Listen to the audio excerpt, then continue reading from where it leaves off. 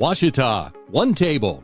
Ouachita One Table podcast is a deeper discussion of issues facing our business communities. Over this series, we'll invite community leaders and businesses, the arts, nonprofits, culture, and government as we discuss the issues that strike at the heart of the Chamber's mission for the greater good of our parish. Topics such as workforce development, education, quality of life, economic development, and more. Ouachita One Table. This podcast is a partnership project of the Monroe and West Monroe West Ouachita Chambers of Commerce and was produced by Godly Works Productions in the Louisiana Catalyst Podcast Studios at the Benoit Community Center. Now, here are your hosts, Roy Heatherly and Christopher Kelly. Hey everyone, it's Ouachita. it's Ouachita One Table. This is a deeper look at business topics in our area. I'm Christopher Kelly with the West Monroe West Ouachita Chamber of Commerce, joined today with Roy Heatherly with the Monroe Chamber of Commerce, and we have a really special guest. So we had Mayor Friday Ellis, but now we get from the great city of West Monroe, Mayor Staci. Welcome. Yeah. Good morning. Thank you. Well, we're so excited to have you here, and let's dive in first because I really want to concentrate on what got you to be mayor. Like, what was the pathway? You just enlightened me, and I didn't know you were born at Air Force Base, so you're drawn by public service in your soul. So tell us, you were alderman, but set the stage for us. How'd you get to be mayor?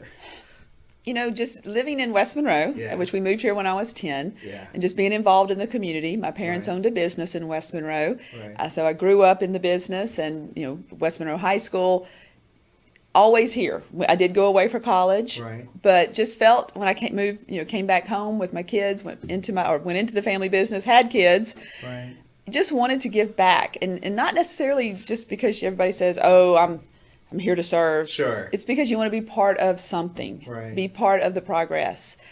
It got involved with the West Monroe West Ouachita Chamber, involved with the Cancer Foundation League, just, you know, all these different civic organizations. And instead of saying, you know, you hear people all the time go, well, they need to do this, they need to fix that pothole, or they need to do something about this. You thought, okay, how do you be part of the progress instead of just sitting around and waiting for someone else to do it? And that's what led me here. Ryan and I are both smiling because it makes our soul happy when someone says that. So you became an alderman. What drew you to become an alderman? Well, knew that was obviously the first step into city government. Sure. I mean, I love local government. That is it's the base foundation for all government. You are there with the public, the closest thing you can be. You see them at the grocery store, at church, the whole works, and it's your community.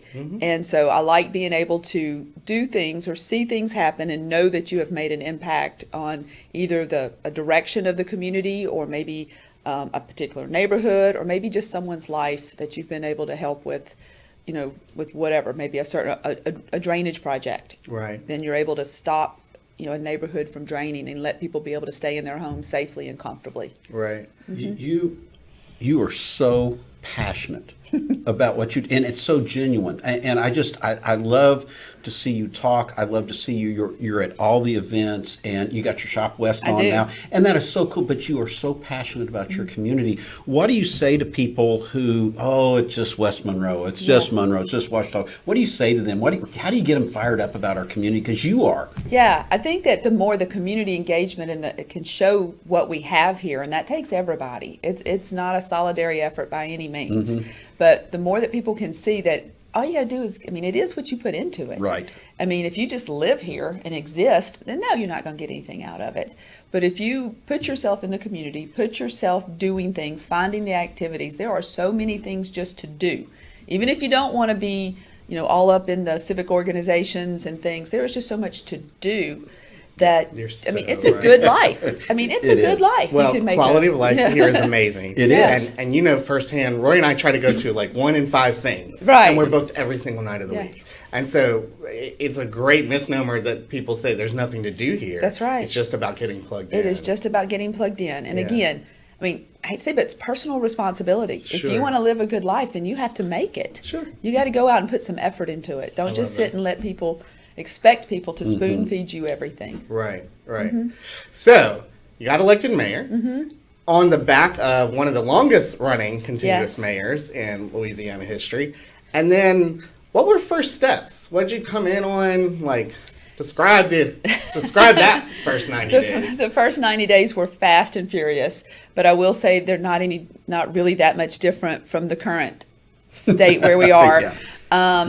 Coming in, of course, needed to go. I mean, being an alderman, yes, you know Sure. about basic, what's Sure. going on. But as far as, the mayor is the day-to-day manager, if you would, executive officer of the city. So went and visited with every department at their departments and, asked, what would you do differently? What do you want to change? Where do you see your department going? What can I do in my administration? Because obviously, I mean, everybody I think knows Courtney Hornsby is a huge part of this, as well as, I mean, Sela, our assistant, and everything is like, what can we do? What can we give you to help make you do your job better so that we provide, better services, better amenities, and just a better life for the people of West Monroe. And to that end, you've streamlined business Yes. applications. You've made it personable and easy, and Yes. we've shot a video together to kind of Yes. highlight that. And it just flows. It City Hall does. just seems to flow now. Right, but it's not something you come in and you do immediately. No, I mean, I'm 4 right. years in. There are still, I mean, obviously plenty of things to be done and that are being done as we speak. And you never, we're going just as hard as we were going on July 2nd when I went in office. Which is intimidating. Yeah. Like I laugh all the time. I like even everything that Mayor Staci does is with purpose. Like I see her walking down the street and it's on a mission. I mean, just your level of energy is amazing. What drives you? Then? And that's the energy that you feel Throughout the city. Yeah, you feel it when you get over there. Yeah. You feel your energy. It's reflective of your leadership. Do you feel like now is the time? Like what's giving you what wakes you up in the morning and energizes you to do at that level? Yeah. Like you said, for the Yeah. first 90 days is no different. So Sure. what's driving you in the background? Seeing things change, Yeah, seeing the community engagement, sure. having the support that we have of the community it's very humbling. Right. It's also very, puts a lot of responsibility. Sure. It's like, okay, I mean, they're counting on us. Mm-hmm. And I mean, I'm counting on myself, so, and not just me, it's not a solidary effort, just Sure. on the city, on good leadership, good department heads and doing things. But seeing things like yesterday, I was at a ribbon cutting for Mm-hmm. Walsworth and Company. You were there. You heard Dawn speak about her reinvestment into our community. And just in, I think she said 4 or 5 years, her buildings downtown, I think she has 5 of them, have increased in value on average of 40%. Wow. The Walsworth and Company building has increased in value. The appraisal tripled since her last time. I mean, Wow. that's what makes That's you great. get up and go. Yeah. Seeing all the people downtown last Friday at Ouachita Live, having a good time. I mean, you couldn't put another chair in Alley Park. Seeing all the people at the farmers market Saturday. Seeing people at church and they're like, man, we're excited to live here. We're praying for you. That's what gets you up in the morning or keeps me up at night sometimes Sure. thinking about, okay, where are we going next? Or how do we make this happen? And something that you said literally yesterday, and we'll circle back to it later, but is, your children are away They and you're are. motivated by what would attract them to come back and stay. Exactly. Jay and I have 4 grown children. 2 of Right. them are married with kids. So, I mean, our grandkids are 3 and 4 hours away from us. Why don't they live here? And why can't, of course, jobs, they do have jobs that unfortunately we don't have as many of Right. in this neck of the state here. But how do we change that? I love that dialogue because increasingly we have a mobile economy and people can work remotely or work remotely at a percent. Correct. And so we have the great quality of life, we have excellent cost of living, we have all of these assets and you're building on that. It's a great vision. Yeah. I appreciate that so much. Well, thank you. Talk more about, because when you ran, your family ran. And so talk about your family a little bit more and the support that they give you and Sure.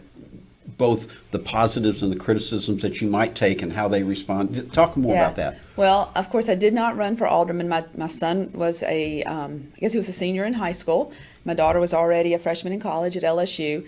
because that's about when you get, busy raising kids. Sure, I was right. single and owning a business, so that's, I guess, the time. God puts things in our life at certain times for reasons, and the support is amazing. They're all like, yeah, we can do this, Mom. And of course, they helped me campaign. They were around, when they could, obviously, in school. What's really funny is my son, a senior in high school, when I was elected alderman, and he sent me a text later and says, if you're an alderman now, does that make me an alder son? But he'd probably die. I told y'all that. And I was just, that's his sense of humor. But it was also funny because his teachers in his high school were like, so what does an alderman do? Right. So it just it lets you know how,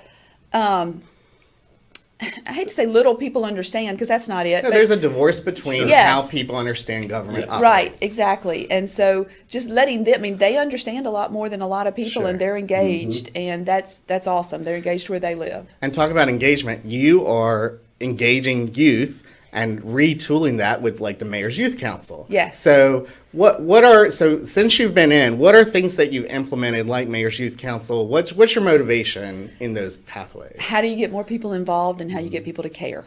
There we go. We want engaged citizens, all levels, and getting youth engaged.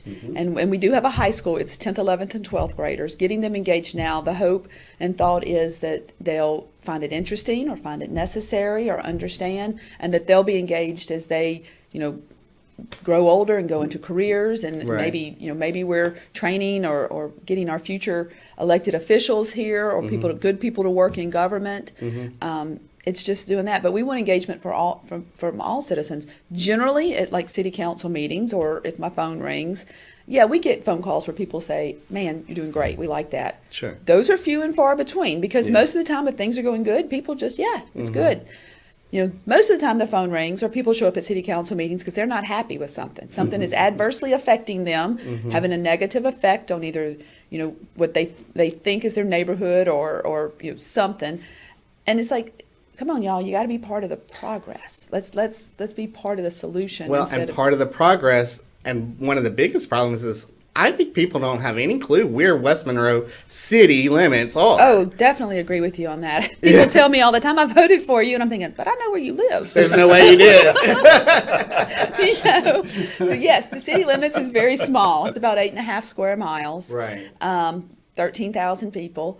So, but again, just like Monroe, the hub for the east side of the river, we're the hub for the west side of the river, Right. and together, obviously, we're the hub for northeast Louisiana. Everything that happens in our 12 parish region, affects all of us. Yeah. In some sense. So, of course, working together, people understanding more. I do think people on both sides of the river are more in tune in what's going on, in Ouachita Parish just in recent years, because of y'all, because of Mayor Ellis, just, Sure. because Right. of just different leadership, and it's just different. Not that anything was, quote, bad. It's Right. just No, it's just different. different. Right. Yeah. Yeah. Generational change. So have you always, you have a wonderful personality. You love people, you engage. Have you always been like that? Because it lends itself to what you do, but have you always been like that? That's what people tell me.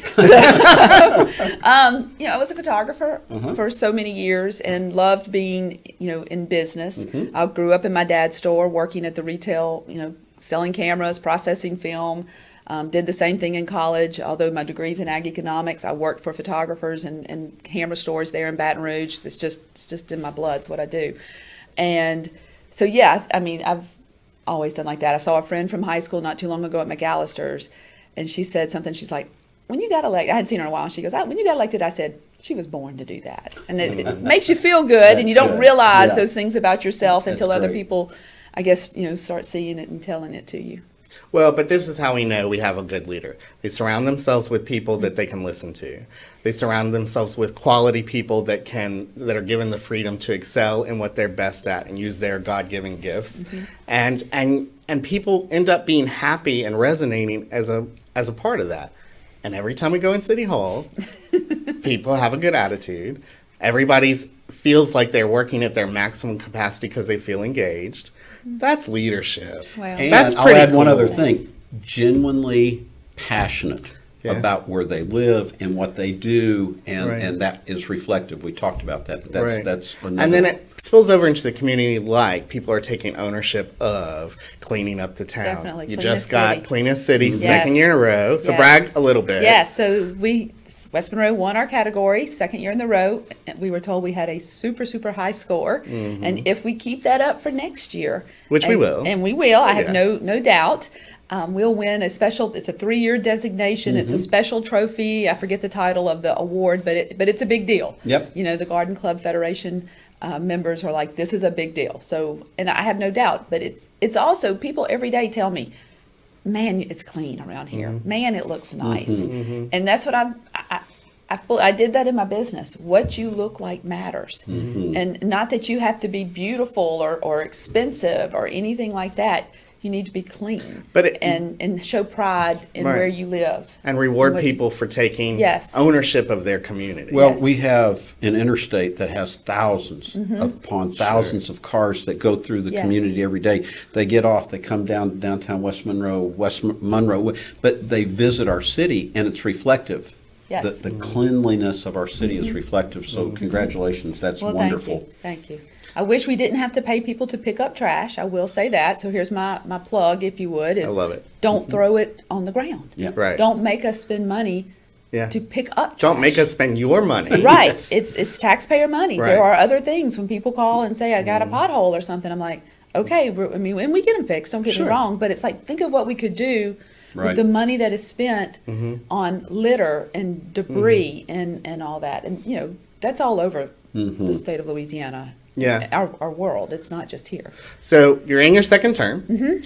So, Almost. July almost. 1. Oh, okay. On the edge of second term. So what does success feel like for you in your internal narrative for your second term? Like when we get 4 years from now and we have this conversation again, which we will, what would success look like? One, seeing our major projects completed, which they will be. Y'all have heard me talk about these two sewer lift stations that, of course, you don't see them and you don't think they're, you know, But it's not critical. sexy. It's critical. Oh my gosh, it's critical. It's going to allow not only for sustainability, but allowing us to grow, you know, adding capacity. You will see an indoor sports complex open. You will see, the thought is that we will see more development in the area and out by the Ike, so more commercial development Sure. there. We will see more, we're going to continue to see the neighborhood pride grow and improve, and more people really paying attention to keeping up their properties, keeping it clean, litter-free. We're going to see more and more, I mean, our code enforcement is so busy, we're seeing more and more condemned homes get demoed so that there is property available for development. So, you know, see contractors come in, but again, just seeing us be overall good economy, which goes, I mean, you have to have everything I just spoke about Sure. to have a good economy. Yeah. Well, Go ahead. So you and I are riding down an elevator, and we're in some other city, and I don't live here. Give me your pitch. Why should I move to West Monroe?